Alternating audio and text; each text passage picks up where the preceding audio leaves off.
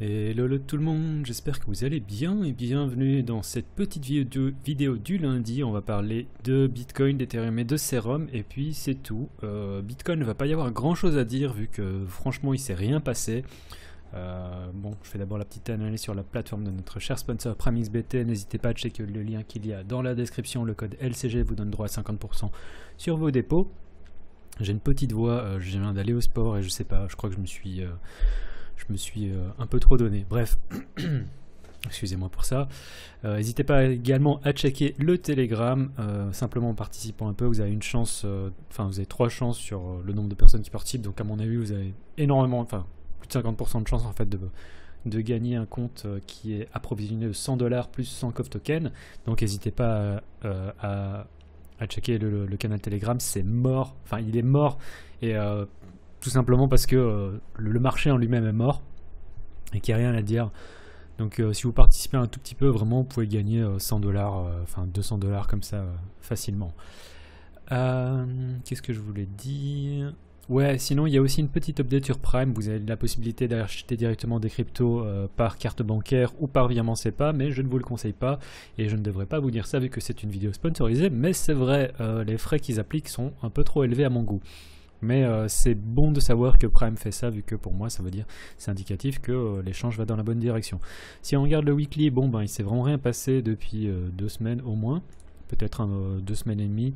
Alors on entame la 3e semaine et je suis très curieux de savoir comment est-ce que cette 3e semaine va clôturer. Bon, on est encore lundi, donc il reste encore énormément de temps. Mais si on est en mode ça c'est un bear flag, à mon avis le bear flag va nous emmener facilement, potentiellement au 20 000. J'ai pas envie de voir ça. Un bear flag en hebdo, ce serait vraiment pas génial du tout. Mais bon, on est toujours au sein d'une consolidation, donc pas grand chose à dire, mais donc inutile d'être trop bearish en daily. Bon, si on regarde en daily, honnêtement, j'avais parlé de ça la dernière fois, c'est si on regarde depuis les 2 dernières semaines, en gros, les prix sont au sein d'une consolidation. C'est un range, c'est un mini range avec une volatilité qui est assez réduite, qui se réduit de plus en plus. On est en train d'aller sur une contraction des prix et c'est qui est vraiment visible davantage en 4 heures et en 1 heure. Ici, on a une contraction des prix, voilà, qui est assez visible comme ça. Ceci dit, même si on a ça, c'est pas pour autant que qu'on va voir une cassure directement. Je pense que quand on voit ça, on se dit que voilà, on est potentiellement parti pour aller vers quelque chose qui devrait nous indiquer une direction très prochainement.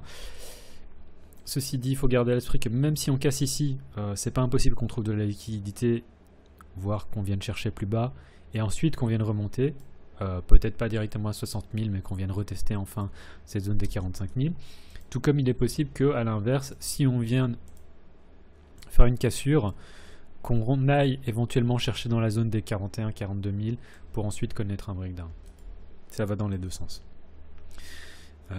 Pour moi, ça c'est indicateur que voilà, les prix sont en train de se contracter, mais je suis pas certain qu'on ait un mouvement super expansif directement. Pour rappel, lorsqu'on était à 8000, le nombre de faux signaux entre guillemets qu'on a eu a été assez conséquent, dans le sens où on a eu des prix qui étaient on était en mode voilà, on a eu un fake out ici, on a eu des prix qui se resserraient, on a eu un breakdown et puis on a eu droit en fait à un deuxième triangle qui s'est formé. Et puis en fait on a eu droit encore à un breakdown et on a encore eu droit à un autre triangle qui s'est formé, puis on a une cassure à la hausse. Donc on pourrait également avoir ce genre de choses qui pourraient se former.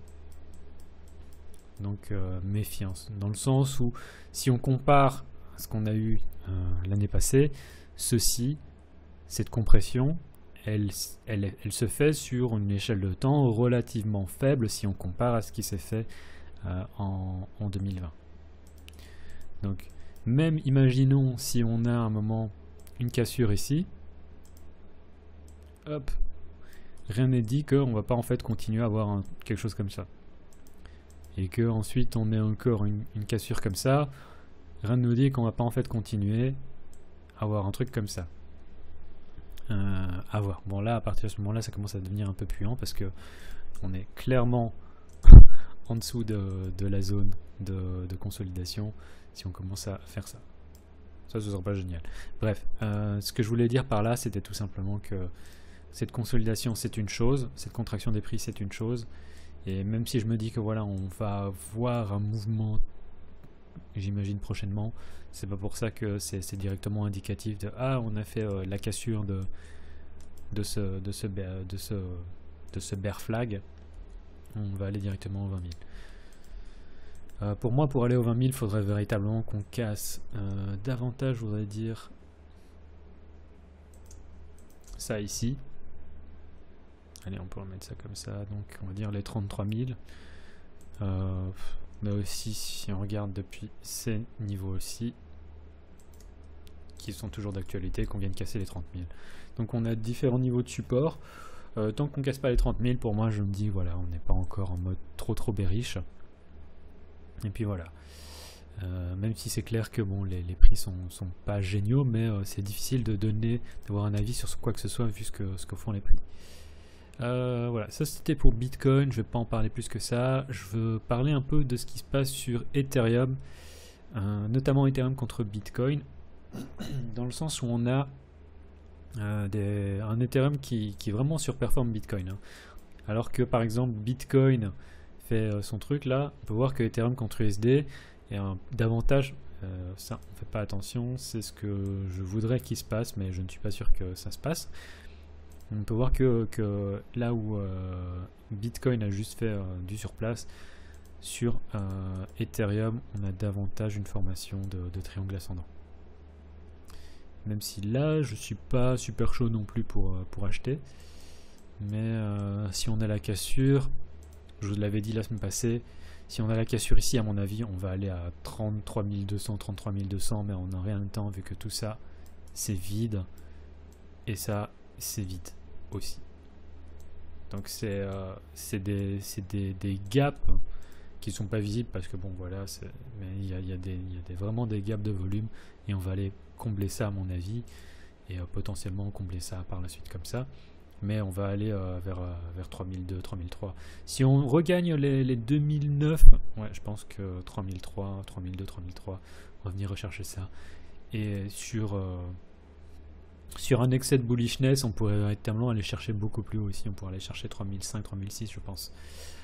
Voilà, donc Ethereum, moi je suis assez positif. Et si maintenant on fait l'inverse, imaginons que maintenant on ait un gros breakdown sur Bitcoin, 2200 à 2000, c'est vraiment la zone où j'ai envie d'acheter. Je crois que je vous en avais parlé dans la vidéo de vendredi en vous disant voilà, on a un support autant en mensuel qu'en hebdo, qu'en daily. Et donc pour moi c'est vraiment la zone où je veux acheter si on y revient. Et si on regarde aussi également Ethereum contre Bitcoin, on a vraiment eu simplement une montée qui se met en place. Là on est pile poil dans une ancienne consolidation, donc à voir si on va pas tout simplement, on peut regarder ça comme ça, partie haute du range, partie basse du range, et à voir si on va pas continuer en fait à avoir des mouvements qui vont être un peu aléatoires entre ces deux niveaux. Mais ce qui s'est passé, c'est vraiment assez positif. Et si on revient à nouveau vers 0.73, je pense que ça peut être un setup long en se disant ok, on met soit le stop ici en dessous. Alors ça c'est pour le cas où vous avez du Bitcoin et que vous voulez jouer contre la paire Ethereum contre la paire Bitcoin. Soit vous mettez ça ici en dessous. Et l'idée ce sera de viser, soit si ça c'est l'ancien high, au moins reviser l'ancien high, pour voir carrément cet ancien sommet ici. Ça c'est ce que je vois sur Ethereum contre Bitcoin. Honnêtement c'est vraiment bien ce qui se passe. Et j'aime beaucoup la tronche d'Ethereum contre Bitcoin. Peut-être davantage de Ethereum contre USD vu que Ethereum contre USD est dépendant de ce qui se passe sur Bitcoin. Et que là c'est quand même un peu compliqué ce qui se passe. Il s'est vraiment pas passé grand chose, hein. La vidéo que j'avais faite vendredi, on était au prix ici. Bon, on a eu la montée, un breakdown et puis des prix. Enfin, ça reste quand même une volatilité qui est assez moindre, 5-6%.